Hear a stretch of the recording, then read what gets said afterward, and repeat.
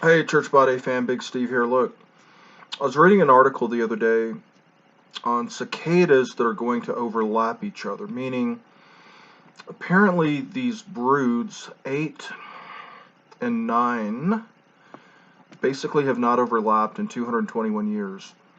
And they were saying that in the article that there will be billions of cicadas across the United States this summer.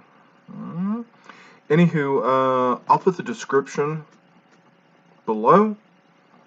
Check out the article with all the other craziness, hmm? All the other craziness and going on in the world. Mm, yeah, now we're gonna have tons of cicadas. Anyways, check out the article. All right, Big Steve loves y'all.